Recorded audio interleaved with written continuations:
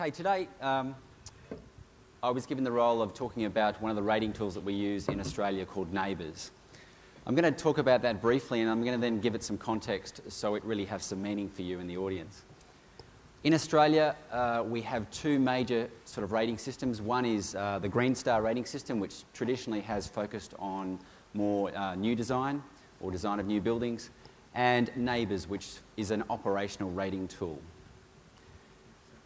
Neighbours has been used to rate the actual performance of buildings, and therefore it's very important in the use of or looking at existing buildings.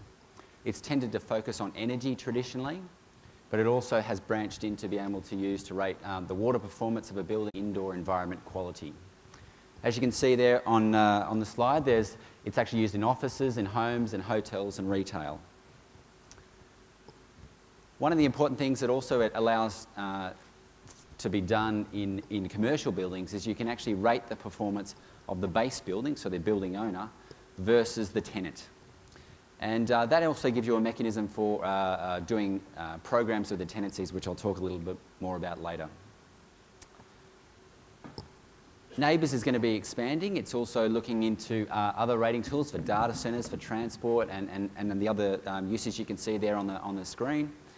And I've also heard that they're going to be collaborating with Green Star to actually sort of develop one rating tool to be used in Australia for existing buildings. So I think that's good news.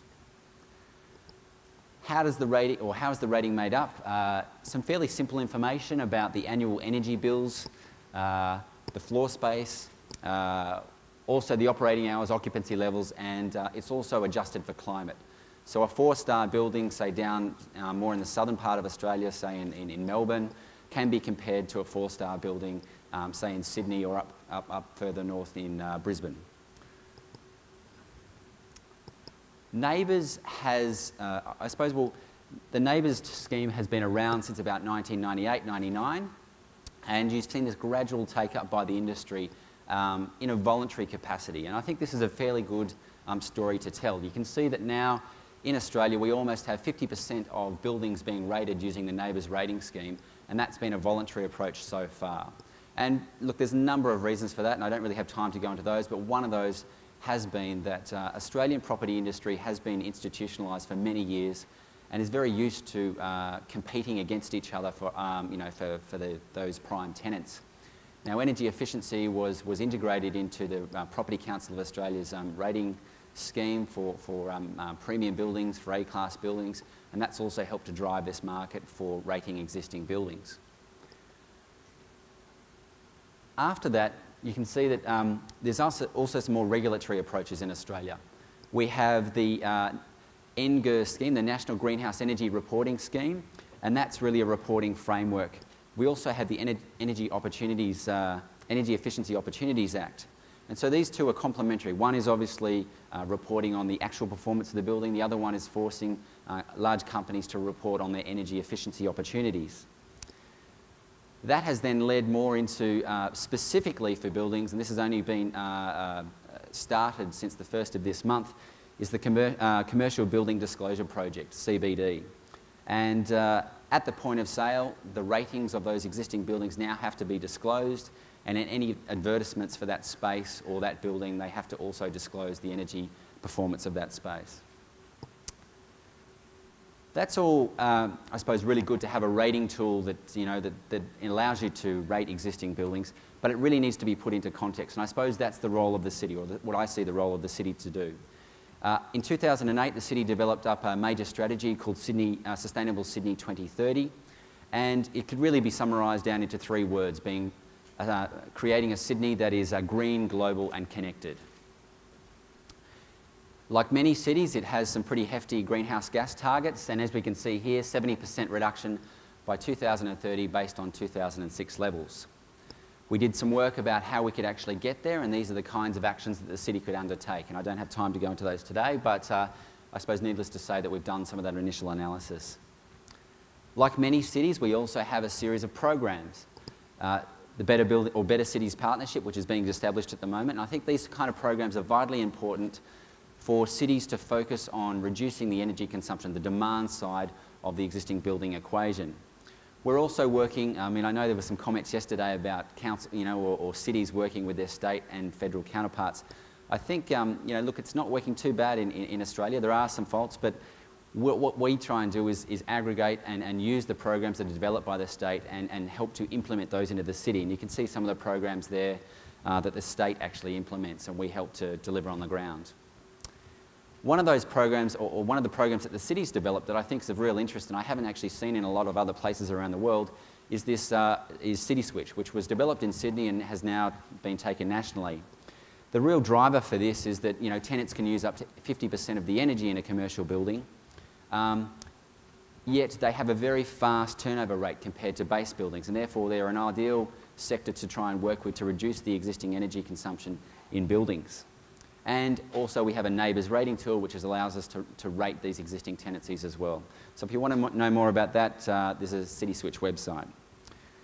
I just thought I'd mention quickly, we're trying to take the lead from Melbourne on this one. This is the financing model that Melbourne talked about yesterday. I think this is vitally important for existing buildings, and the New South Wales government is also picking that up and trying to run with that as well.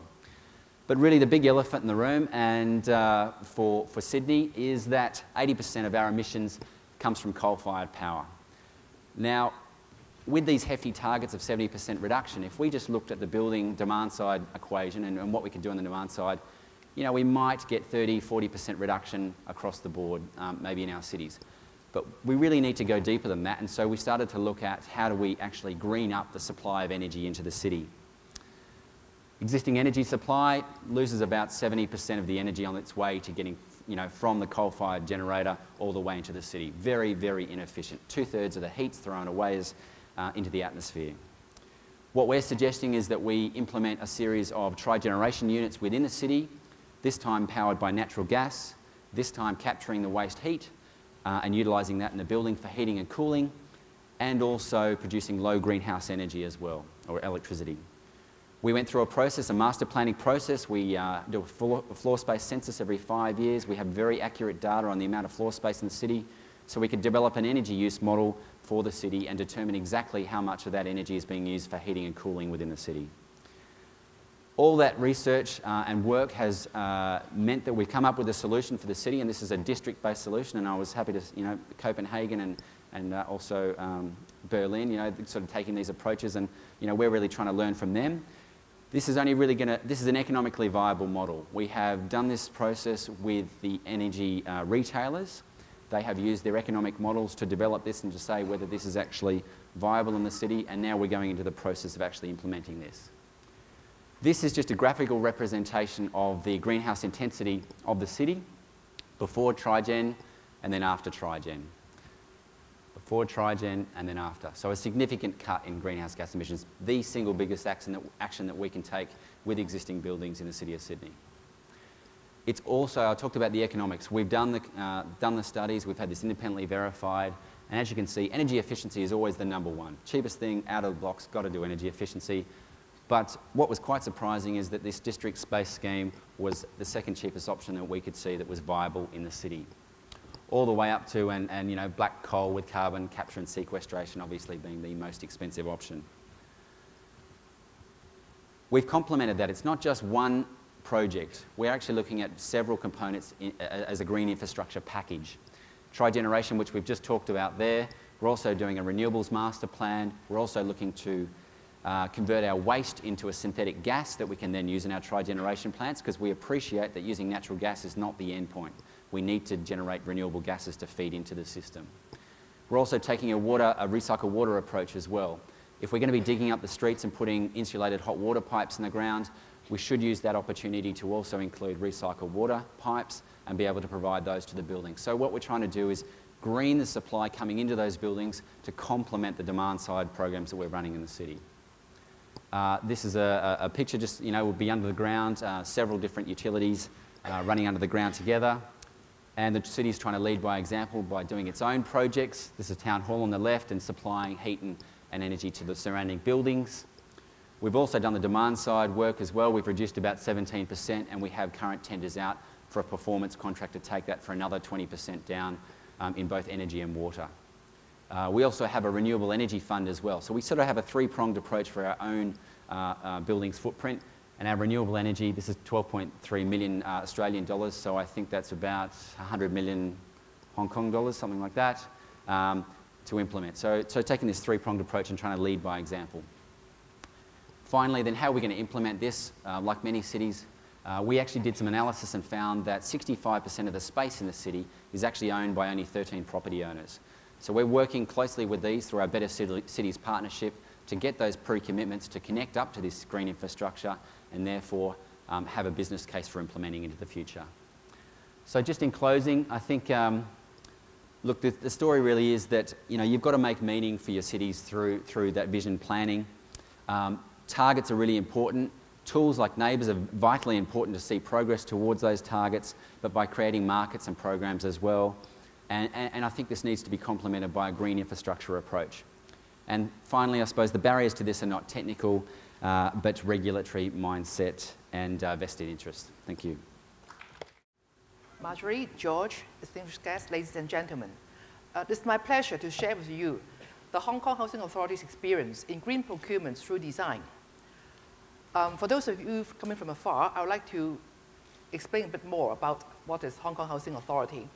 We provide public rental housing for about 30% of the low-income families in Hong Kong. In other words, we are providing homes for about 2 million people out of our 7 million population. And being a poor developer, we have to make best use of our resources and try to save energy. A couple of days ago, we have received 3 awards from the Green Building Award, 2 merit awards, one each for new building and retrofitting projects, and the Grand Award for building for residential category. So you may wonder why such a poor and humble developer can achieve this. So this morning, I just share with you one aspect, which is energy, about number crunching as well. So I will quickly take you through the performance of the energy for our new residential buildings, as well as the existing stock, and the challenge and the solution. So we are now building at a rate of about 15,000 new flats per year. So in other words, it's about 20 buildings a year. And 10 years ago, the building service installation in a residential building of about standard block, 799 flats, will use about, on average, 1,032 kilowatt hours per flat per annum. And nowadays, for the similar block, the energy used per flat per annum is only 596 kilowatt hours.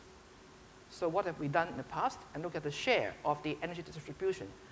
Most of them go to lighting, 55%, and the 20% go to lifts. So these are the focus areas which we have done a lot to help to keep the energy down. So in the past 10 years, in fact, we have been doing a lot about passive design as well.